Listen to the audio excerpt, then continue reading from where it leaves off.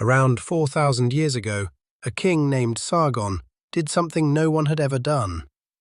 He took the squabbling city-states of Mesopotamia, the world's first cities, and welded them into a single empire, stretching from the Persian Gulf up into modern Turkey.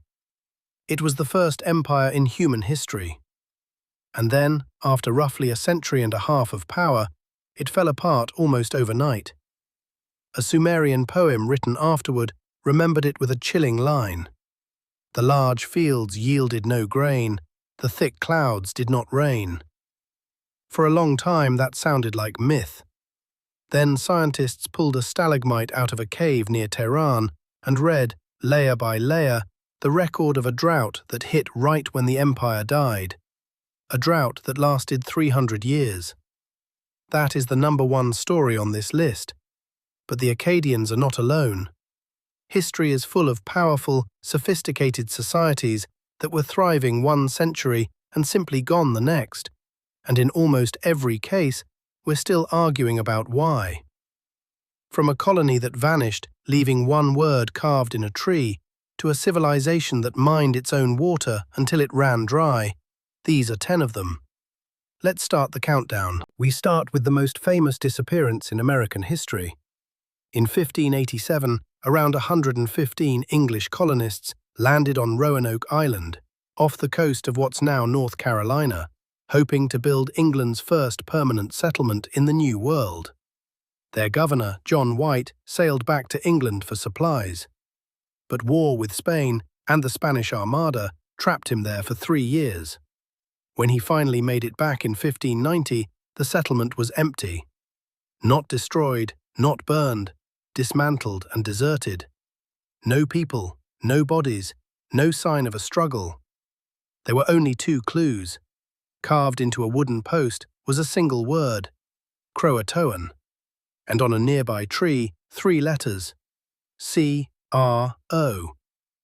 Croatoan was the name of a friendly native people and of their island, today's Hatteras Island, just to the south. White was sure it was a message telling him where they'd gone, but a storm drove his ships back out to sea before he could sail the short distance to check, and he never saw any of them again. So what happened? For centuries, this was pure mystery, and legends piled up. Massacres, curses, hoaxes. But the modern evidence points somewhere quieter. Assimilation. Archaeologists digging on Hatteras Island have found English metalworking debris buried in a native village, and other English artifacts turned up at a mainland site. Hints that the colonists didn't die, but split up and were absorbed into indigenous communities. It's a compelling case, but an honest one has to admit it isn't proven. Some archaeologists argue the finds are ambiguous. And there's one more piece. Tree rings show that 1587 fell in the worst drought that region had seen in 800 years. Brutal timing for a colony trying to feed itself. Vanished, maybe, but probably not the way the legends say. Around the year 985, Eric the Red, freshly exiled from Iceland, led a fleet west and founded a Viking colony on the icy coast of Greenland. Against all odds, it worked. For nearly 450 years, the Norse Greenlanders farmed, raised sheep and cattle, built stone churches, and even supported their own bishop on the very edge of the habitable world. They were tied into medieval Europe by trade in one precious commodity: walrus ivory, the white gold of the age. And then, sometime in the 1400s, they were gone. The last written record is a wedding at Valsey Church in 1408. After that, silence. For a long time the story was simple. The climate turned cold, and stubborn Vikings who insisted on farming like Europeans froze and starved. But newer research has taken that neat story apart. Chemical analysis of Norse bones shows they actually adapted, shifting their diet heavily towards seals from the sea. These were not people too proud to change. So what happened? The modern answer is a cascade. The Little Ice Age did make a hard life harder, but researchers who studied dozens of walrus tusks found the Norse were hunting animals from further and further away, smaller and smaller. They were exhausting their one export just as cheap elephant ivory flooded Europe and destroyed the market. The economic reason for the colony to exist was collapsing. Plague gutted Norway. The trading ships stopped coming. The settlement was cut off. And here's the twist the evidence now favors. There's no sign of mass death, no catastrophe layer. It increasingly looks like the Norse didn't all die. Many of them simply gave up and sailed away. The mystery isn't what killed them. It's what finally convinced a tough, adaptable people to abandon the world they'd built. In the high desert of New Mexico, 1,000 years ago, the ancestral Pueblans built something that still stops people in their tracks. At Chaco Canyon, they raised great houses, vast multi-story buildings of shaped sandstone, planned as single structures. The largest, Pueblo Bonito, had somewhere between 600 and 800 rooms and rose 4 and 5 stories high. Chaco was the beating heart of a civilization that spread across tens of thousands of square miles, its outlying towns connected by wide, arrow-straight roads engineered across the landscape. And then, over a century or so, they walked away from it. New construction in the canyon essentially stopped around 1130. Over the next 150 years, the people reorganized, moved north and west, and eventually the whole Four Corners region was largely emptied out by about 1300. Why? Here the evidence gets pointed. Tree rings record a savage megadrought that began right around 1130. One stretch had 23 straight drought years, and a second great drought late in the 1200s lines up with the final departure. But drought alone isn't a satisfying answer, because these people had survived dry spells before without abandoning everything. So archaeologists look at what else was happening, and it's darker. After about 1250, people moved into defensible cliff dwellings, and some sites preserve grim evidence of violence, massacres, and bitterly debated claims of worse. Something broke. The drought, the social and religious order built around Chaco, or both at once. But here's the crucial part, and it's not a mystery at all. The people did not vanish. They became the modern Pueblo peoples, the Hopi, the Zuni, and others, who still trace their sacred history straight back to that canyon. In the highlands of northern Ethiopia, 2,000 years ago, one of the great powers of the ancient world rose, and most people today have never heard of it. The kingdom of Aksum sat at the crossroads of trade between the Roman Empire, Arabia, and India, growing rich on gold, ivory, and tortoiseshell. It was the first African kingdom to mint its own coins in gold and silver. Under its king Ezana in the 300s AD, it became one of the earliest states on earth to adopt Christianity, and it announced its power in stone. Giant, single-piece granite obelisks, carved to look like multi-story towers with false doors and windows, marking the tombs of its kings. The tallest ever raised stood over 100 feet, the largest obelisk the ancient world ever attempted. Today it lies fallen and shattered where it crashed down. By the 700s and 800s, Aksum's power was draining away, and, as with the others, the reason is debated. The leading explanation is trade. The rise of Islam and Arab control of the Red Sea cut Aksum off from the commerce that had funded it, and it lost its holdings across the water in Arabia. But there's an environmental case too. A recent review of dozens of studies found that a wetter climate had helped Aksum rise, and drier centuries may have helped drag it down alongside soil exhaustion from farming the highlands too hard. Drought and plague hover in the background, and there's a legend the Ethiopians never forgot, that a rebel queen, remembered as Decoded, sacked the city and toppled its monuments. History can't quite confirm her, but a field of rough, broken stelae at Aksum still carries her name. In the deep Sahara, in what is now southern Libya, there was once a kingdom in a place that should have been impossible. the open desert. The Garamantes were not wandering nomads. They were a settled Berber civilization that 2,000 years ago built towns, pyramided tombs, and a state of perhaps 50,000 people in one of the driest places on the planet. They grew wheat, barley, dates, and grapes. They traded with Rome, and the secret to all of it was underground. Beneath the sand, the Garamantes dug an astonishing network of tunnels called fogaras, gently sloping underground channels, hundreds of miles of them, with access shafts sunk every few meters, engineered to tap water buried deep beneath the desert. It was one of the most ambitious water systems of the ancient world. But there was a fatal flaw built into it. That water wasn't being replenished. It was fossil water, rain that had fallen thousands of years earlier in a wetter age and had been sitting underground ever since. The Garamantes were mining it, and you cannot mine water forever. As the centuries passed, the water table sank lower and lower until it finally dropped below the level of the gravity-fed tunnels, and no amount of digging could raise it back up. The lifeblood of the entire civilization was simply gone. Scholars still debate the exact mix of causes: falling groundwater, the collapse of Roman trade, the sheer back-breaking labor of maintaining the tunnels, political decline.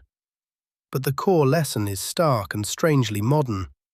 A society thrived for 8 centuries in the desert by spending water it could never pay back. When the account ran dry, so did they. In 1986, and then again in a burst of stunning discoveries from 2020 onward, archaeologists in Sichuan, in southwestern China, opened a series of pits and pulled out objects unlike anything else in the ancient world. Bronze masks with eyes that project inches out of the face, like something staring back from a dream. A bronze figure standing 8 feet tall. Bronze spirit trees. Masks of pure gold. In total, more than 13,000 artifacts from a Bronze Age city that flourished around 3,000 years ago. A walled metropolis of a civilization we call Sanxingdui. And almost everything about them is a mystery, because they did something no neighboring civilization did. They left no writing, not a single readable word. We don't know what language they spoke, what they called themselves, or what they believed. Most scholars connect them to a semi-legendary kingdom called Shu, but their art is so strange, so distinct from the Chinese heartland of the time, that they clearly marched to their own drum. Then there's what was found in the pits. The treasures weren't simply buried, they were deliberately smashed and burned before being placed in the ground. And around the same time, the great city was abandoned. Was this a ritual? The sacred decommissioning of a temple's sacred objects? A desperate response to a disaster? An earthquake? A catastrophic flood? A war? No one knows. What we do know is that the people appear to have picked up and moved, resettling near modern Chengdu, where their haunting style echoes on for a while and then fades. A whole civilization with a face we can still see and a voice we will never hear. Before the Maya, before the Aztecs, there was the Olmec, the civilization so foundational to everything that came after it in Mexico that scholars call it the mother culture of Mesoamerica. On the steamy Gulf Coast, more than 3,000 years ago, the Olmec built the first great cities of the America's most influential cultural tradition. And they left behind some of the most astonishing objects in all of ancient art. Colossal heads carved from single blocks of volcanic basalt, some nearly 10 feet tall and weighing up to 40 tons. Each one a distinct human face, wearing a helmet, each apparently a portrait of a real ruler. Just moving the stone was a feat that still isn't fully explained. The basalt was hauled from mountains 50 to 80 miles away, with no wheels and no draft animals. The Olmec heartland shifted from their first great center, San Lorenzo, which declined around 900 BC, to a new capital at La Venta, which was itself abandoned around 400 BC. And here's the eerie clue. At both cities, when the end came, the monuments were attacked. Colossal heads and carved altars were deliberately defaced, mutilated, and buried in careful rows. Something happened, but archaeologists genuinely disagree on what. Was it invasion and conquest, one center violently toppling another? Internal revolt against the rulers those heads portrayed? Or was it something stranger and more ritual, a society deliberately killing and burying its own sacred monuments as it wound itself down? Add in the shifting of the very rivers the Olmec depended on for their fields, and you have a civilization that faded for reasons we can see the fingerprints of but still can't name. On the desert coast of Peru, about 120 miles north of Lima, there are pyramids as old as the pyramids of Egypt. This is Caral, the oldest known civilization in all of the Americas, thriving around 5,000 years ago, at the very same time as ancient Egypt and Sumer, but completely cut off from them, inventing city life entirely on its own. Caral's people raised huge, flat-topped platform mounds and round, sunken plazas out of the dry valley floor.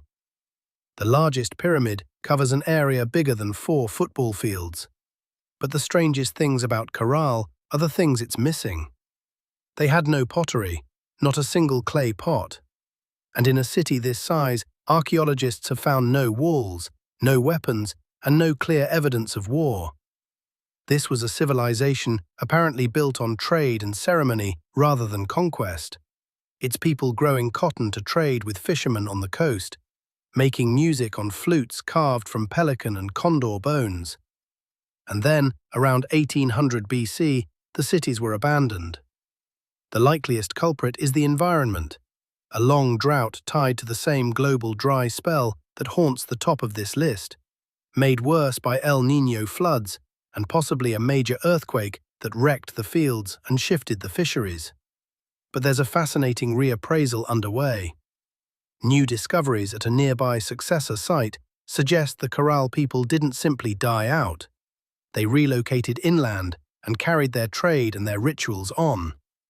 So the question archaeologists now ask about the America's first civilization isn't only why did it collapse, but whether collapse was ever the right word at all, or whether they simply moved and became something new. Nearly 6,000 years ago, on the plains of what is now Ukraine, Romania, and Moldova, people built the largest towns on Earth, and then, on purpose, burned them to the ground.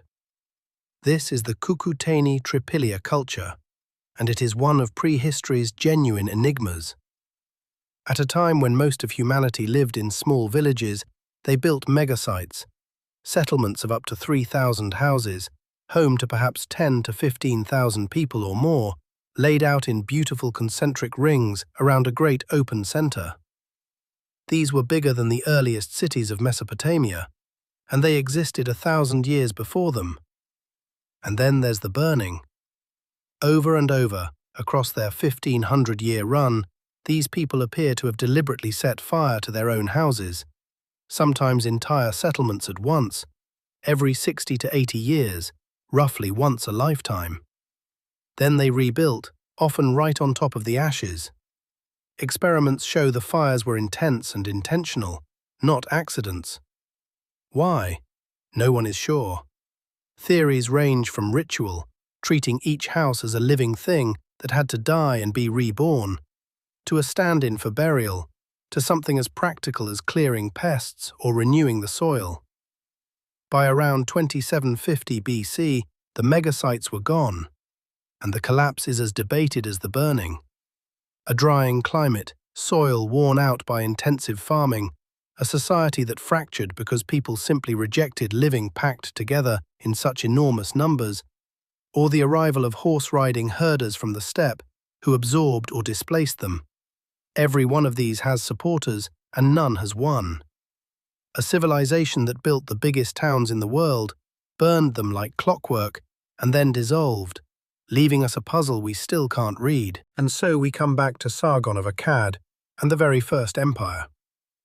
Around 2334 BC, Sargon united the independent cities of Mesopotamia, the world's oldest cities, into a single state that ran from the Persian Gulf up through Syria into southern Turkey. It had a professional army, a system of governors, standardized administration, the template every empire since has followed. Its wealth rested on the vast, rain-fed grain fields of the north. For roughly a century and a half, it was the most powerful thing the world had ever seen. And then, around 2154 BC, it collapsed. Fast. The northern cities were abandoned, and the plains that had fed the empire stayed largely empty for 200 to 300 years afterward. The Akkadians' own descendants remembered it in a haunting poem, The Curse of Akkad, which describes the fields yielding no grain and the clouds withholding their rain. For a long time, historians treated that as poetic exaggeration. Then the science caught up. Marine sediment cores from the Gulf of Oman showed a huge spike in wind-blown dust right at that moment. And in 2019, researchers reading a stalagmite from a cave near Tehran pinned it down precisely. A dusty, arid interval that began around 2200 BC and lasted nearly 300 years. A megadrought now called the 4.2 kilo-year event, striking exactly when the empire fell. So, climate killed the first empire? Not so fast, and this is the honest heart of it. Some scientists argue the event wasn't a single global drought, but a messy patchwork. And many historians point out that empires also fall from ordinary things. Overreach, rebellion by conquered cities, invasion by highland raiders. The Akkadian Empire was probably already a fragile, overstretched machine, and the drought was the shove that toppled it. That's the sobering pattern under all 10 of these stories. A great civilization rarely dies of one clean cause. It's stressed and stretched, and then the climate shifts, and the thing that looked eternal turns out to have been balanced on the weather all along.